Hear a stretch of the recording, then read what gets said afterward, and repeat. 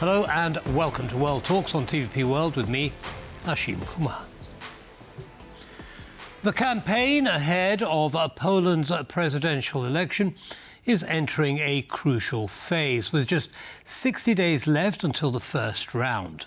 A misstep by any of the candidates could end their chances of winning. How does the popularity of the top three candidates stand up? And how is the campaign perceived by Poland's neighbours? Well, to lay all of this out for us, we're joined by Wojciech Przybylski. He's editor-in-chief of Visegrad Insight. Hello, Mr. Przybylski. Welcome back to TVP World. Thanks for taking the time. Thanks for having me back. Pleasure as always. So, we've got the three front runners. Yes, we've got Trzaskowski, we've got Nawrocki, and we've got Mencen. Tell us a little bit about how they stand. Currently, you know, Trzaskowski's 10 points in the lead in the opinion polls, but the other two are much closer together at 26 and 18. Do you expect that to continue until the first round? Yes, this is very likely to continue around those numbers, and the question is whether Mr. Mencen will be able to overtake Mr. Nawrocki. In those numbers, what is interesting is that each of those candidates represents a political party that stands behind them, and Mr. Trzaskowski, who is the front runner, he's the lead of all the three. His opinion polls give him a slight advantage over the numbers of support from the public opinion of the party that put him forward, the civic platform, the civic coalition that is the ruling party in a coalition with other parties today. The second one, Mr. Mencen, supported by PIS, is actually underperforming, and his numbers are below what the party that supports him, PIS, Law and Justice, has in most recent opinion polls.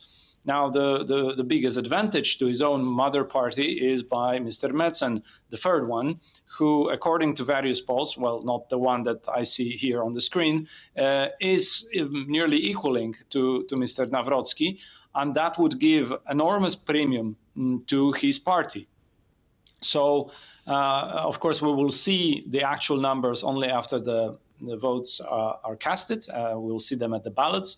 But in the race for the public opinion support, definitely there is some very interesting dynamics in which the Law and Justice, the former government, is in the biggest trouble, and the biggest opportunities are for the person and for the party that represents him in the third place currently. Understood. Now, of course, the president has power of veto, and clearly that is going to be something that is going to be a challenge for the government to overcome in implementing its agenda. What do you see? Now, I assume you agree that if Trzaskowski of Civic Platform were to win, the road ahead would be clear. But what if one of the other two candidates actually gets through and wins? So just one word about Poland. By constitution, it is a parliamentary republic, but because of the facts on the ground, that includes a popular vote for the president, who then has quite a strong veto, as you mentioned, and a number of other powers. Poland is often described as semi-presidential system. And we've seen over the period of several governments in the past, that when the president comes from another camp than the ruling government, that spells trouble, not just for the government, but overall for all of the stability and political stability of Poland. This period is known also in other systems as cohabitation. And the president indeed may derail, in many ways, political initiatives and legislative initiatives of the government and majority government that can be overruled only by 60% of the the votes of the parliamentarians, which is not the majority that we currently have in any configuration in the Polish parliament. So this blockage, a potential blockage, is also the reason why the government delays or might delay in the future any potential reforms. Understood. Okay, well, let's see what happens, obviously. Now, I want to talk about Mr. Nawrocki in particular. 7 years ago, he appeared on television talking about a book that was written under a pseudonym, which he'd actually written but didn't admit to writing until very recently. Now, how is this going to affect the voters' perception of him as a candidate? Will it make any difference? Well, it speaks a lot about the character of the man. In this very, very strange way, he did not hide his identity for protection or for security reasons. He did it in order to build popularity, his own popularity, based on such a book, on the potential popularity of a fake identity created, and the fake identity that he has been endorsing, and he's been invited also to TVP studios to talk under this pseudonym.